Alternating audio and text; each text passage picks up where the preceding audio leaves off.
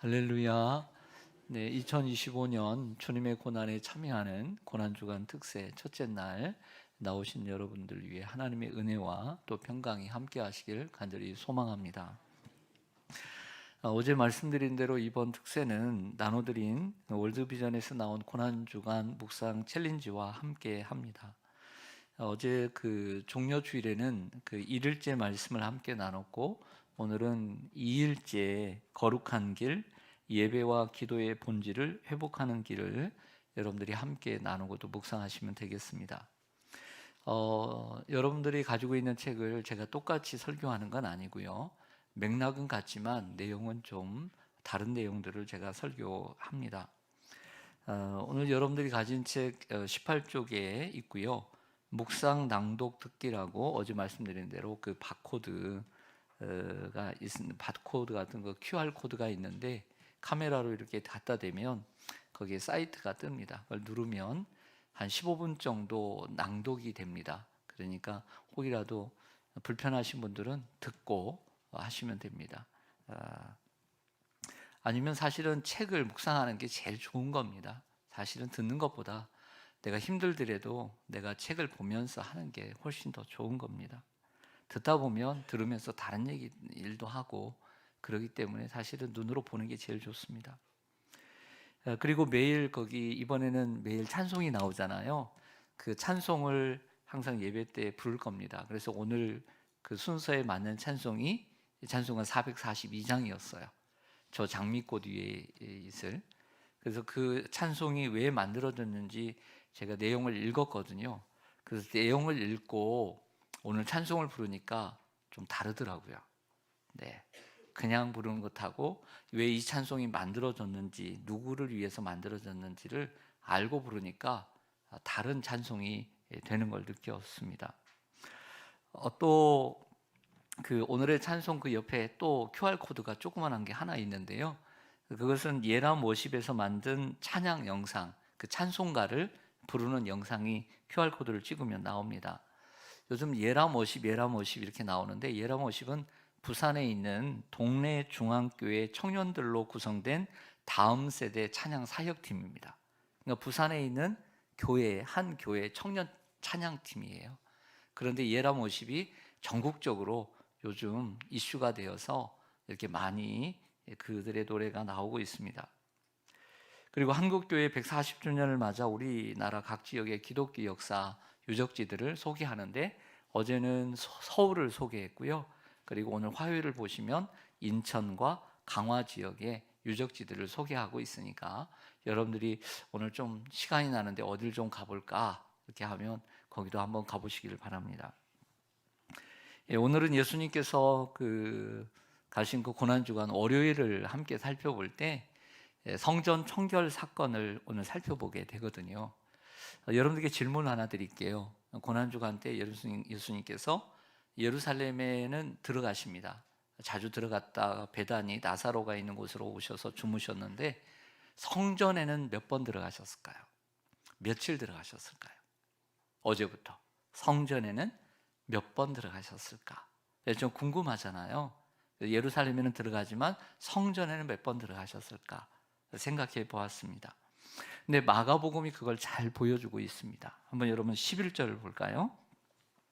마가복음 11장 11절 보면 예수께서 예루살렘에 이르러 성전에 들어가사 모든 것을 둘러보시고 때가 이미 저물매 12 제자를 데리고 베다니에 나가시니라.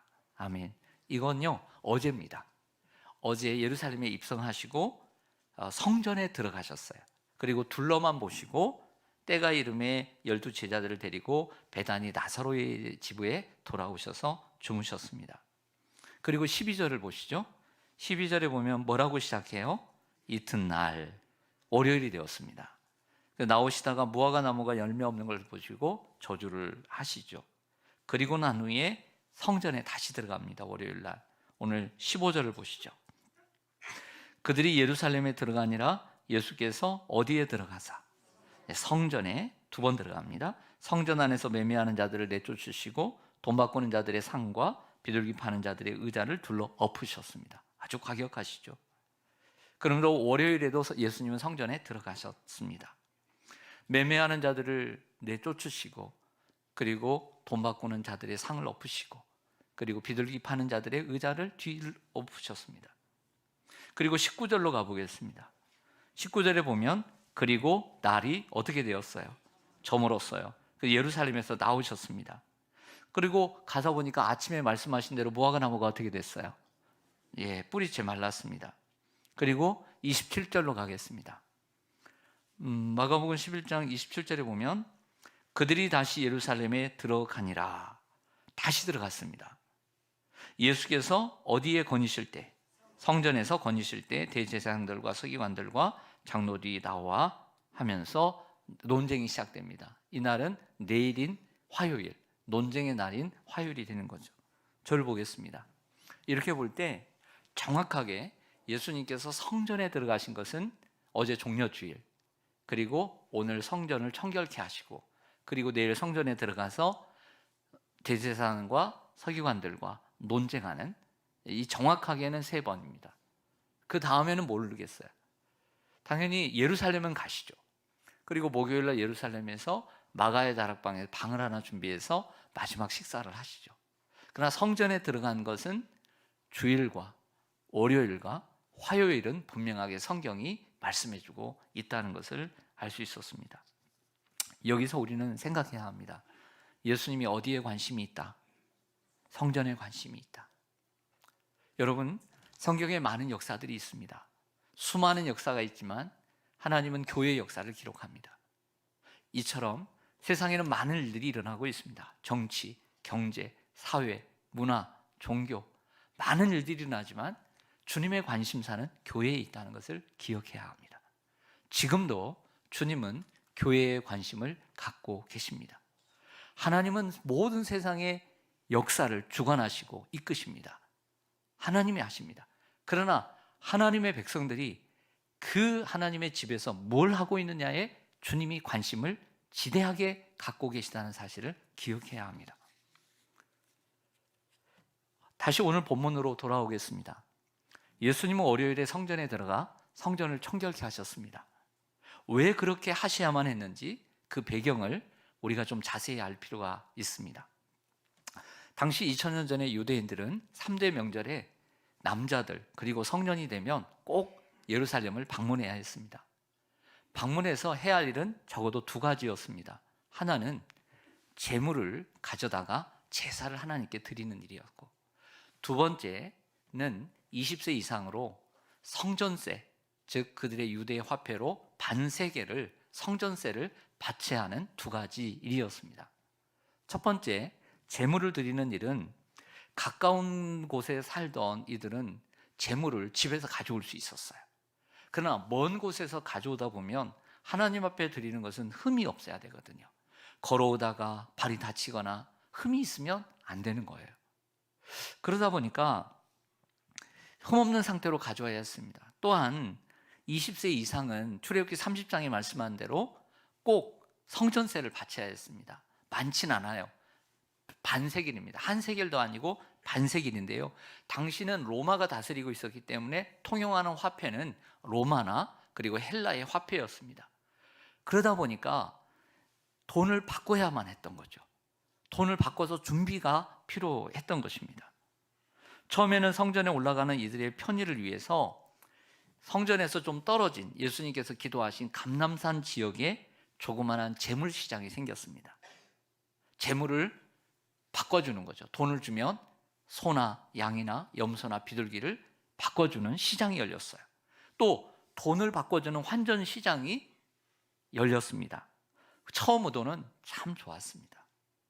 그런데 시간이 지나면서 규모가 커지기 시작했고, 주 7년경에 안나스라는 사람이 대제사장이 되면서 이방인의 뜰, 성전은 가장 큰 이방인의 뜰, 마당이 있고 그 안에 조그마한 성전이 있습니다. 이방인의 뜰, 마당은 이방인들도 들어갈 수 있었던 것이고 성전에는 유대인들만 들어갈 수 있었습니다.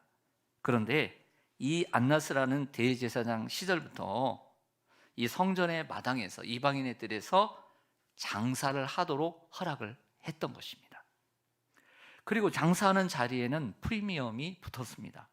일부 상인들은 장사할 자리를 얻기 위해 큰 돈을 대제사장에게 지불했고, 상인들은 그 제사장들의 비호를 받으면서 이방인의 뜰에서 폭리를 취하며 장사를 하게 된 것입니다. 특히 더 장사를 잘하려고 하다 보니까 이방인의 뜰인 성전마당에 재물시장이 시작되면서 검열이 까다로워졌습니다. 왜 검열이 까다로워졌을까요? 자기 집에서 가져오는 그 가축까지도 흠이 있다라고 얘기를 함으로써 모든 시장, 즉 많은 고객들을 더 많이 확대하고 싶었던 생각이었던 것이죠. 그 검열이 까다로우니까 집에서 가져온 것들은 아니까 자꾸 수준을 높이는, 기준을 높이는 겁니다. 그 어쩔 수 없이 거기 와서 재물을 사야 했던 것이죠. 어쩔 수 없이. 이렇게 생각해 보면 모두 장사 속이었습니다. 성전세도 마찬가지였습니다. 그 엄청난 환전료를 지불해야 세겔로 바꿀 수 있었습니다. 장사하는 사람도 장사 속, 대제사장들과 제사장들도 장사 속이었습니다. 결국 성전은 성도들을 통해 이익을 취하는, 폭리를 취하는 강도가 되었던 것이죠. 그래서 결국 예수님 말씀처럼 성전은 강도의 구렬이, 강도의 소굴이 되어버렸어요. 강도가 무엇입니까? 남의 것을 착취하는 게 강도입니다. 고대 역사가 요세푸스는 한 해에 6월절 주간, 한 주간 동안 팔린 양의 숫자만 25만 5천 마리라고 기록을 해주고 있습니다. 사실 성전의 마당인 이방인의 뜰은 왜 이방인의 뜰이냐? 이방인들도 그 성전의 마당을 밟고 출입할 수 있는 곳이고, 이방인들이 와서 조용한 묵상과 기도로 하나님을 만나는 장소였습니다. 그리고 유대인들도 성전의 안쪽으로 들어가려면 이 이방인의 뜰을 거쳐야 했던 것이죠. 이렇게 경건해야 할 장소가 죽기 싫은 짐승들의 울음소리. 여러분들, 짐승이요, 자기가 주인이 왜 끌고 가는지를 눈치를 채요. 나를 풀을 먹이러 가는지 나를 죽이러 가는지 짐승이 얼마나 눈치 빠른 줄 아십니까? 그리고 죽기 전에 그 짐승의 울음소리 아시죠? 얼마나 그 울음소리가 큽니까? 그 울음소리와 한 마리라도 더 팔고자 아우성치는 그 장사꾼들의 큰 소리가 그 마당에서 울려 퍼졌을 거라고 짐작합니다. 이 상황에서 예수님이 가만히 있을 수 없었던 것이죠. 매매하는 자들을 내쫓으시고, 그리고 돈 바꾸는 자들의 상을 엎으시고, 비둘기 파는 자들의 의자를 둘러 엎으셨습니다. 그리고 아무나 물건을 가지고 그 성전 안으로 지나다니지 못하게 함으로 완전히 장사를 원천봉쇄하셨다라고 오늘 성경은 짧은 구절 속에 말씀해주고 있습니다. 제가 처갓집이 충북 단양인데요. 요즘도 가끔 가긴 하지만 애들이 어릴 때는 매년 여름에 휴가가철이 되면 이렇게 항상 가곤 했습니다. 근데 가다 보니까 어디를 좀 그래도 가야 되지 않겠습니까? 집에 뭐 일주일 내내 있을 수도 없고. 그러니까 어디 좀 갈 데가 있나 하고 이렇게 둘러보았습니다. 근데 목사가 어디 가야 되겠습니까? 교회를 가야 되잖아요. 근데 좋은 유적지가 절밖에 없더라고요. 절 많이 갔습니다. 불국사도 가고 소수서원도 가고. 그런데 한 20년 전쯤에 제가 아버님과 함께 버스를 탔는지 자가용이 있었는지 모르겠는데 하여튼 버스를 타고 왔던 것 같아요. 좀 떨어져 있는 구인사라고 하는 큰 절이 있습니다. 유명한 절이 있어서 한 20년 전에 구인사를 가게 되었어요. 얼마나 컸는지 그 구인사에는 정류장까지 있습니다. 정류장까지. 한여름인데도요, 제가 갔을 때는 사람들로 북적였습니다. 여기저기서 시끄러운 소리로 가득했습니다. 그때 저는 구석구석을 돌아다니면서 스님들이 있는 곳으로 이렇게 살짝 고개를 내밀면서 보았습니다. 그러면서 그때 이런 생각을 했습니다. 이곳에 있는 스님들은 제대로 수행을 할 수 있을까? 이곳에 있는 스님들은 제대로 연부를 내며 수행을 할 수 있을까? 이렇게 시끄러운데? 라는 생각을 한 적이 있습니다. 성도 여러분, 절만 그럴까요? 교회는 어떨까요? 그리고 요즘 성도들은 어떨까요? 요즘 교회들도 사람들은 모이고 있습니다. 예배도 드리지만 여러 가지 맡은 일로 분주합니다. 여러 모임과 또 회의에 참석해야 하고, 때때로는 성도들과 함께 커피도 마시며 대화를 나누며 쉴 새 없이 북적거리며 또 하루 종일을 보냅니다. 분주히 움직이는 모습, 그런 모습을 보면 참 믿음이 살아서 솜씨는 교회같이 보이기도 합니다. 하지만 그 속에 진정한 기도가 얼마나 있을까요? 우리 안에 얼마나 진정한 기도가 있을까요? 그리고 깊은 영성이 얼마나 자리할까요? 이런 생각을 해봅니다. 오늘 본문의 구조를 보면 다른 복음서보다 마가복음은 철저한 구조로 성경을 이끌어가고 있습니다. 첫 번째는 예수님의 첫 번째 성전 방문과 두 번째 성전 방문 사이에 열매 없는 무화과 사건을 두고 있습니다. 그리고 이 열매 없는 무화과 나무와 또 저주받은 무화과 나무 사건 사이에 성전 방문 사건을 거기에 두고 있습니다. 이러한 샌드위치 구조가 이중으로 되어 있는 본문이 오늘 본문입니다. 무화과 나무는 열매 없는 이스라엘을, 즉 무화과 나무는 이스라엘을 가리키잖아요. 그래서 열매 없는 이스라엘을 뜻하고 더 나아가 열매 없는 그런 사람들을 의미합니다. 예수님은 열매 없는 행위로 가득한 성전을 청소하신 것입니다. 교회도 열매가 없다. 무화과 나무를 시청각 자료로 교훈을 주신 후에 실제적으로 성전에 들어가서는 그것을 행동으로, 교훈으로 풀이해 주신 것이죠. 그럼 무화과 나무의 사건과 성전의 사건은 연결시켜서 생각해야 합니다. 예수님, 우리가 단순히 바쁜 것을 원치 않으십니다. 사랑하는 성도 여러분, 예수님은 좀 전에 말씀드린 대로 교회 밖에 또 관심이 있지만 교회 안에 더 많은 관심을 갖고 계십니다. 그리고 교회 안에 출입하는 성도들이 주님과 얼마나 긴밀한 관계를 갖고 있는지 더 깊은 관심을 갖고 계십니다. 여러분의 교회 생활은 어떠십니까? 여러분은 맡은 일과 봉사로 바쁘십니까? 기도하는 일에 바쁘십니까? 여러분들의 관심은 정말 기도하는 일에 관심이 많으십니까? 아니면 봉사하는 일과 여러 가지 모임과 회의하는 일에 관심이 많으십니까? 저는 이런 생각합니다. 분명히 교회는 예배도 필요하지만 성가대도 하고 셀레학단도 하고 방송팀도 하고 전도도 해야 되고 구역 모임도 가져야 되고 원래회도 가져야 되고 주차 봉사도 해야 되고 할 일이 많습니다. 분명히 누군가 해야 합니다. 누군가 아이를 가르쳐야 합니다. 아이를 가르치는 일은 꼭 필요한 일입니다. 그렇다고 해서 주일날, 목사님 주일날 이렇게 바쁜데 기도할 시간이 어디 있습니까? 맞습니다. 주일날 기도 시간이 많지 않습니다. 그러나 그 일을 하기 위해서는 분명히 그보다 더 몇 배 많은 기도의 시간이 우리에게는 있어야 합니다. 그 기도의 시간이 없이 주일날만 분주하다면 우리는 정말 열매 없는 나무의 모습을 더욱더 가지고 가는 것입니다. 여러분들이 봉사에는 바쁘지만 정말 기도의 시간이 없다면 여러분들은 열매 없는 삶을 살고 있는 것입니다. 하나님과의 깊은 관계보다 일에 더 바쁘신 것입니다. 일은 열심히 하지만 하나님과의 관계는 없는 것입니다. 예수님은 이사야 56장 7절의 말씀을 인용하면서 이렇게 말씀합니다. 내 집은 만민이 기도하는 집이라.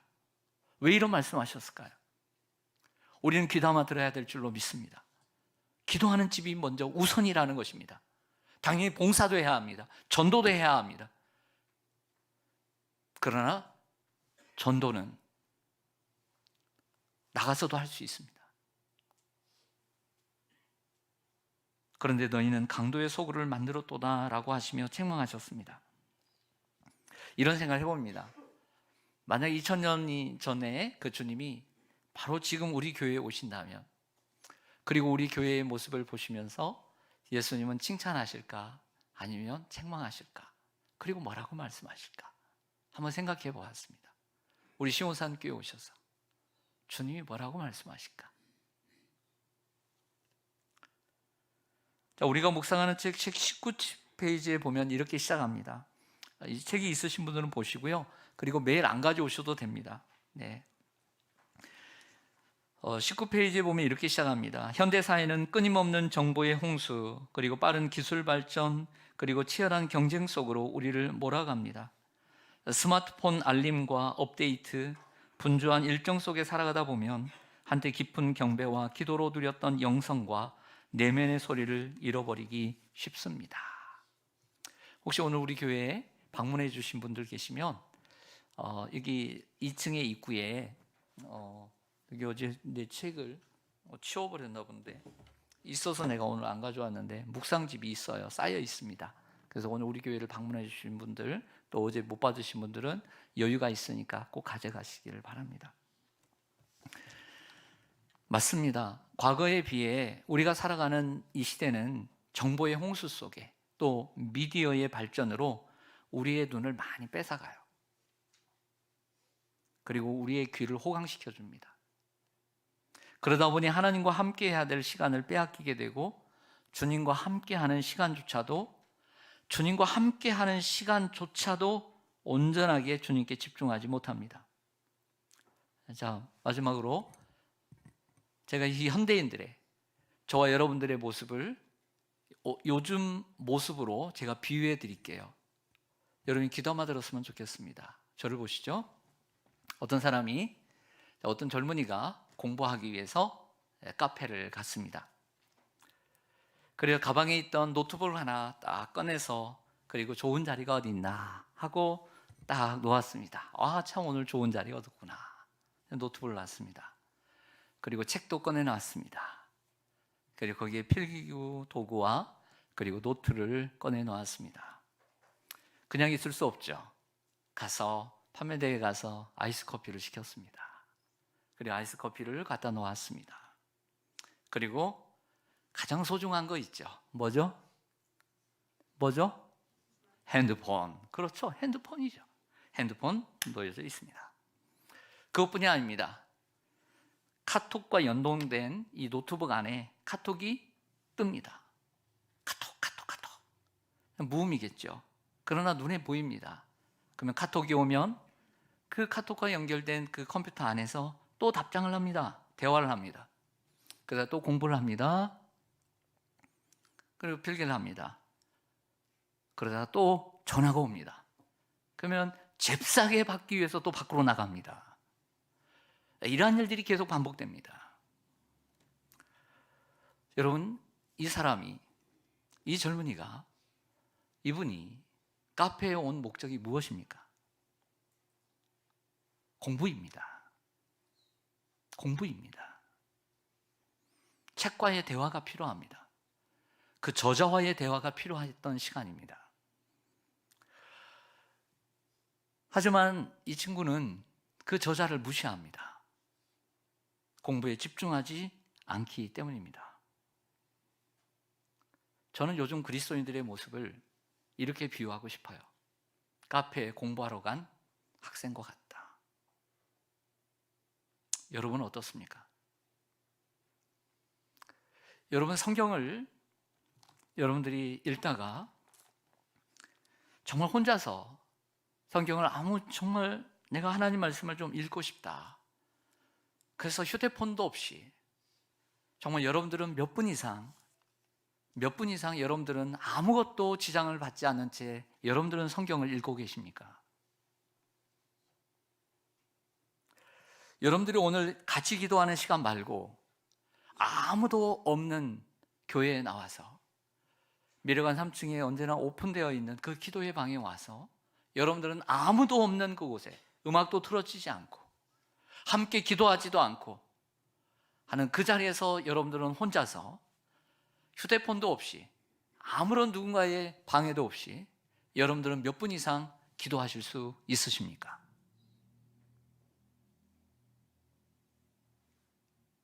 그게 우리의 현주소입니다. 만약 그렇지 못한다면 우리는 강도의 소굴 속에 있는 것입니다. 우리가 하나님께 온전히 집중하지 못하면서 하나님을 섬긴다고 말하고 있습니다. 저 자신도 예외가 아닙니다. 사도행전 6장에 보면 사도들이 여러 가지 일로 바빴습니다. 그 문제가 터졌습니다. 좋은 일 하다가 문제 터졌죠. 그러나 우선순위의 문제 가운데 하나님이 책망하셨습니다. 결정하죠. 우리가 기도하는 일과 말씀 전하는 일에 전무하리라. 예수님을 삶의 구석에 두지 마시기를 바랍니다. 예수님은 그런 곳에 어울리는 분이 아닙니다. 그분께 전부를 바치시길 바랍니다. 주님과 대화하면서 그분 무시하고 다른 일 하지 마시기 바랍니다. 그분께 집중하는 시간 되시기를 바랍니다. 예수님을 삶의 중심에 모시고 예수님께 집중하기를 소망합니다. 그래야 그분의 것들이 여러분들에게 스며들 것입니다. 그분의 생각이, 그분의 정신이, 그분의 삶이, 그분의 믿음이 여러분들에게 스며들 것이고 여러분들에게 흘러갈 것입니다. 그럴 때 진정한 주님의 것들이 우리를 통해, 여러분들 통해 흘러가게 될 줄로 믿습니다. 그것이 하나님이 쓰시는 사람인 줄로 믿습니다. 강도의 구려는 남의 이야기가 아닙니다. 오늘 우리의 이야기일 수 있습니다. 정말 여러분들에게 다시 한번 촉구합니다. 주님과 함께하는 시간 얼마나 집중하고 계십니까? 요즘 현대인들이 너무 분주하고 너무 복잡하다고 생각지 않으십니까? 주일날은 봉사하십시오. 봉사하기 위해서 우리는 일주일 동안 기도하는 것입니다. 그것이 온전한 봉사입니다. 이렇게 주님을 따라가는 순례자가 되시기를 간절히 소망합니다. 아멘. 기도하겠습니다.